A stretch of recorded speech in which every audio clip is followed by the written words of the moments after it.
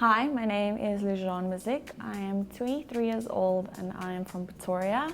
I'm a business owner, full-time model and a content creator. I come from a very fashion-y background with what I studied and what I do with my day-to-day, which is a lot with fashion and modeling. And I feel the ultimate Wildcat is someone that is very confident in their body, because obviously it's very fitness related. Someone that has goals and is ambitious, and someone that's always trying to evolve, like the brand is evolving over the years. And I feel that's exactly who I am, and it was a perfect match for who I am as an individual. Well, like I mentioned, I love food. So I love cooking and baking. That's one of my biggest love languages. So if I bake or cook for you, you must know you're something special. In general, I love dancing. I danced for 13 years. It was a very special hobby for me because my place away from home was always on the stage, and that's where I felt the most confident and comfortable.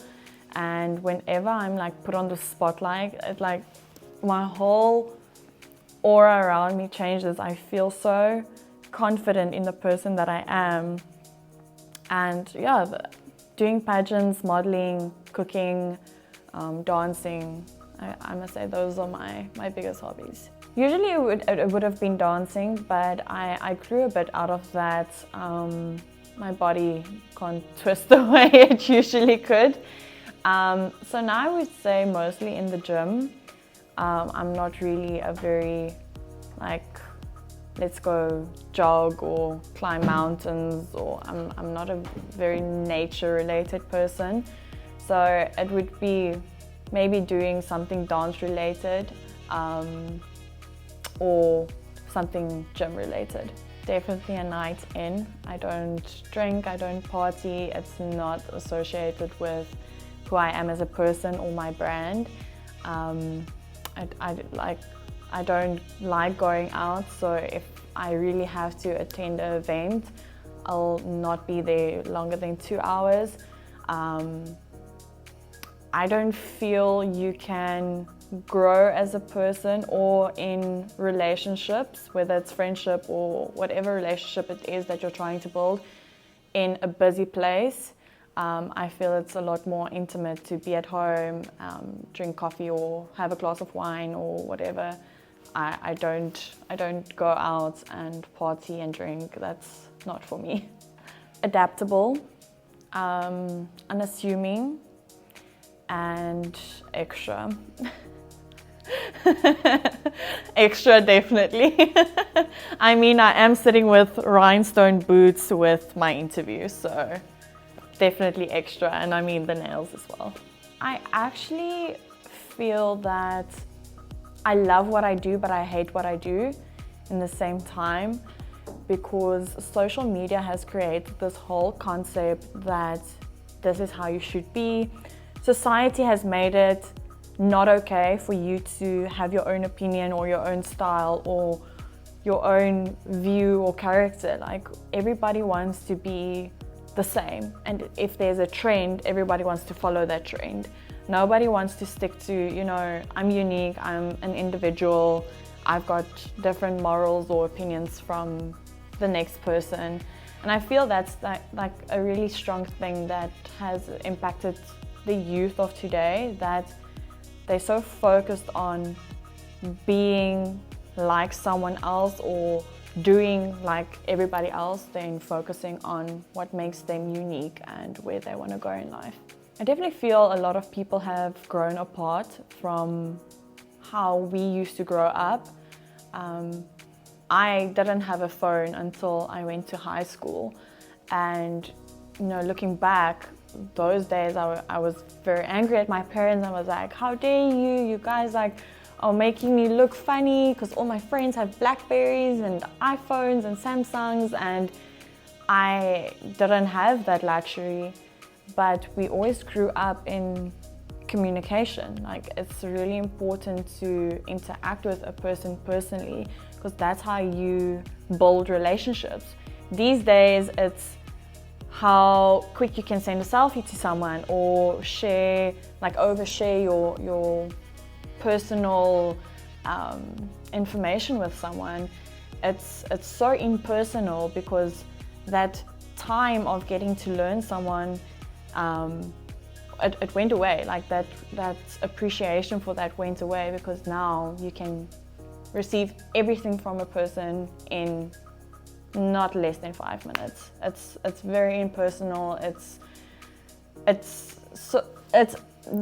my biggest pet peeve is going out to dinner and seeing people around me, like families, on their phones and not communicating with each other. It's a waste of money. Why didn't you stay at home? You could have done exactly the same thing there and order takeout. I feel we need to start putting our phones down and appreciate our surroundings and what's actually going on around us. Very strict on my calendar. So I've got a calendar when I do what, and I plan out every day. So from this time to this time, I'm at the gym. Between here and here, I'm working.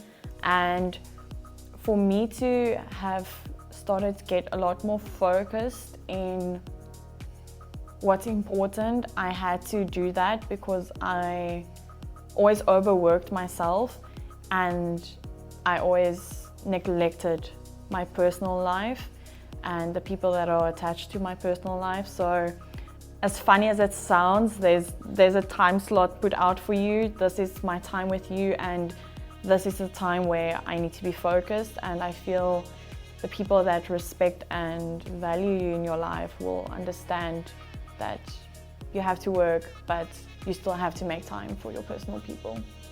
This is such a tricky question, because if you asked me 5 years ago where I saw myself in 5 years, everything that I thought where I wanted to be and where I wanted to go changed so differently. Five years ago, I thought I would be in London studying now.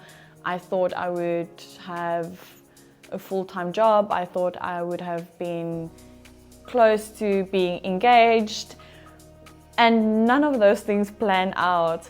So I've got goals for where I want to go in life, but I've also learned that if you don't go there and your route changes, that's okay. So I don't have a 5-year plan.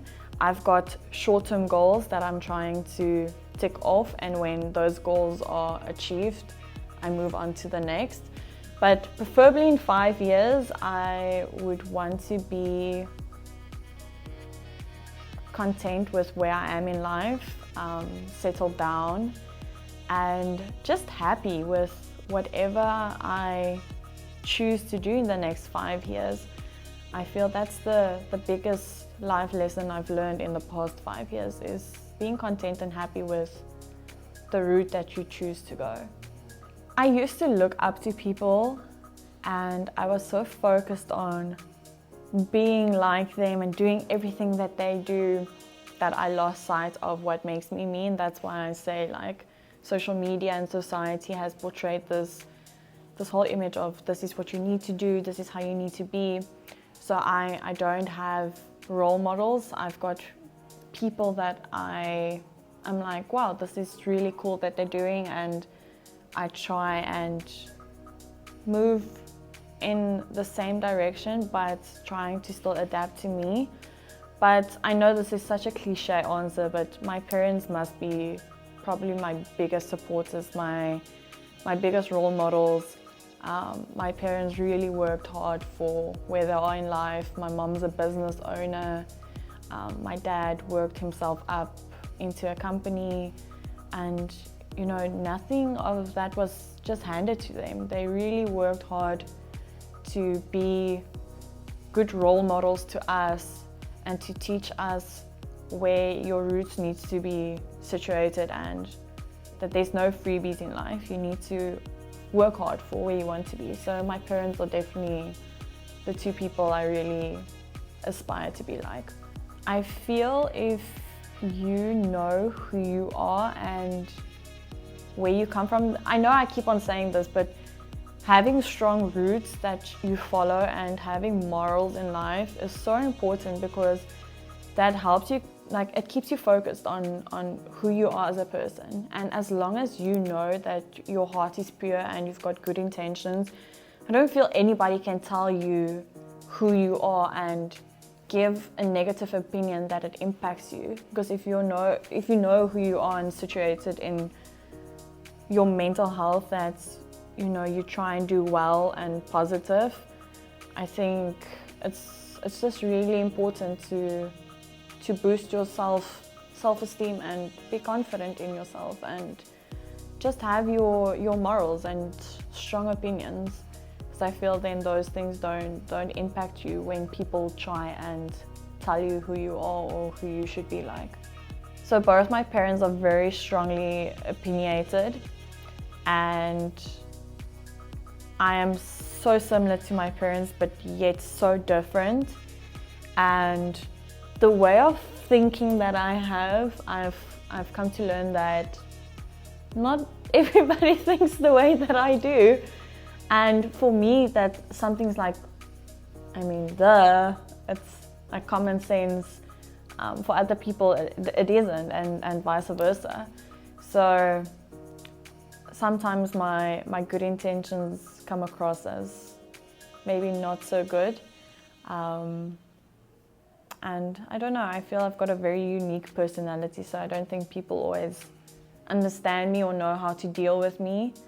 And people told me I look very, very mean, so they don't know, like, should they be friendly, should they avoid me?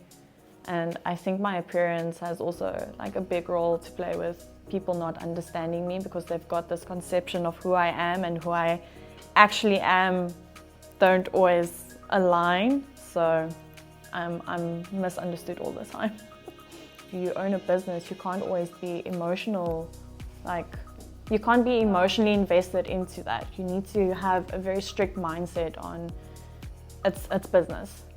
And that's how my parents also raised me. My parents aren't very emotional people, so I didn't grow up in a household where my parents kissed me and hugged me and gave me little nicknames, and it's just not what I'm used to. So it's stop playing around, be serious. And yeah, my family's also very sarcastic, so I think that's also where I get it from. So I would rather let people have a first impression of me that says, this girl's professional, and when you get to know me, you can see I'm not as cold as I look. But yeah, working in the industry that I do, it's really learned me how to be very, very not emotional, because the moment you get emotional, people take advantage of you, especially in modeling. It's the same with pageants. You can't go overseas and represent your country and be emotional about everything, because you have to have such a strong mentality on focusing every day what you're there to do, and you're competing against 80, 90 countries. You have to have that strong mindset of it's not personal. You need to be very strict on yourself. So I think just in general, the way I grew up and my career that I went into taught me how to be emotional, but when it's the right time. So that's why I say I first adapt into the environment I go into, and if I see it's a place where I can let my guard down, then I'll open up to that. But I'm actually a very emotional person, very, very emotional. That's why I say I'm very similar to my parents, but yet very different. My parents are not emotional at all. I don't think I've seen my parents cry ever. So I'm a very emotional person, but only when I feel comfortable and have a relationship with you to be able to be emotionally. Oh, I think everybody has regrets in life, but I think that's the part of getting you to where you are. I think if someone is cliche enough to say they don't have regrets, then have you grown as a person? Like the one thing, and I actually had a conversation with my parents the other day, and as much as parents want to guide their children into not doing things because they've learned out of their mistakes, you're only going to not do it if you've suffered the consequences of something. And the more people tell you don't do it, the more you want to do it. So if you don't have any regrets in life, then how are you growing as a person? How are you learning new things in life? I think life throws you with regrets and disappointments for you to learn out of them and to grow and to try and be better. So I've got a lot of regrets, but the one thing I must say is I wouldn't change that for anything, because if I haven't gone through the things that I have, I wouldn't be the person that I am today, and I wouldn't have had the life lessons that I've had. Whatever you expect from other people, be that person. Like if you expect people to be nice and kind and friendly, and you're not that person, or you expect whatever you expect from someone, you can't expect that if you're not your expectation. So that's the biggest lesson I would give my younger self.